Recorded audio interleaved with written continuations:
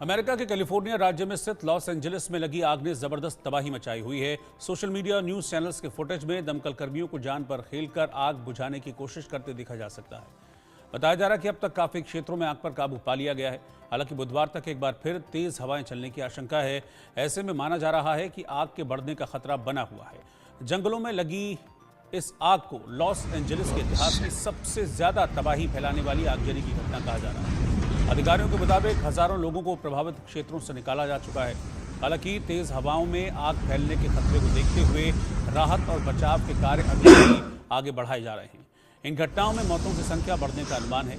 ऐसे में ये जानना अहम है कि आखिर कब तक आग लगने की इन घटनाओं ने कितनी तबाही मचाई है, इसकी शुरुआत कहां से और किस तरह से हुई, आग की चपेट में आकर अब तक कितने लोगों की जानें गई हैं और कितने लोग लापता हो गए हैं। इसके अलावा आग को अब तक क्यों बुझाया नहीं जा सका और अब तक मामले में किसे जिम्मेदार पाया गया और उनके खिलाफ क्या एक्शन लिया जा रहा है। लॉस एंजलिस के काउंटी शेरिफ रॉबर्ट लूना के मुताबिक इस आग के संभावित कारणों को जानने की कोशिश की जा रही है। पैलिसेड्स और ईटन की आग के पीछे किसी तरह की बिजली गिरने की घटना से इनकार किया गया है। इसके अलावा अब तक आगजनी और विद्युत लाइनों के गिरने से भी आग लगने के सबूत नहीं मिले हैं। हालांकि कैलिफोर्निया में पिछले साल पड़े सूखे ने हालत काफ़ी ख़राब कर दिए थे। दरअसल यहाँ सूखे के दौरान ऐसे काफ़ी पेड़ पौधे और वनस्पति उग आई थी जो सूखी हुई थी। इससे आग का फैलना आसान हो गया।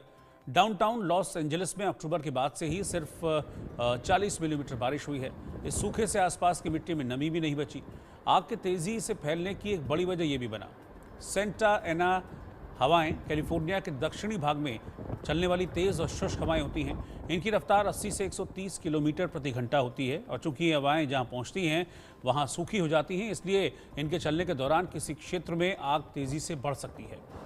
मीडिया रिपोर्ट्स के मुताबिक जिस दौरान दमकल कर्मी आग को घातक स्तर तक पहुंचने से रोकने के लिए जी जान लड़ा रहे थे, उसी दौरान उनकी कोशिशों को बड़ा झटका लगा। दरअसल कैलिफोर्निया में जलाशयों में कम पानी की मौजूदगी की बात सामने आई है, जिससे यहां हाइड्रेंट में प्रेशर कम हो गया।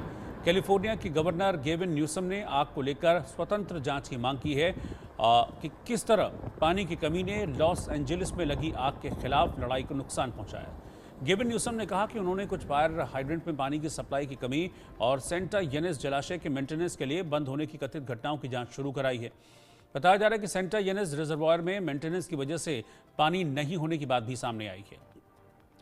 दमकल की टीमों ने आग के खतरे के मद्देनजर बुधवार शाम 6 बजे तक के लिए हाई अलर्ट जारी किया है।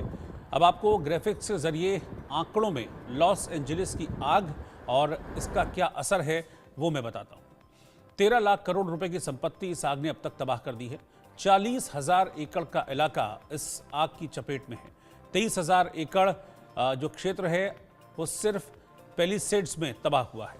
12,000 इमारतें आग की चपेट में आने के बाद नष्ट हो गई हैं और 1 लाख से ज़्यादा लोग विस्थापित हुए हैं। 3 लाख से ज़्यादा लोगों को घर छोड़ने का अलर्ट भी जारी किया जा चुका है।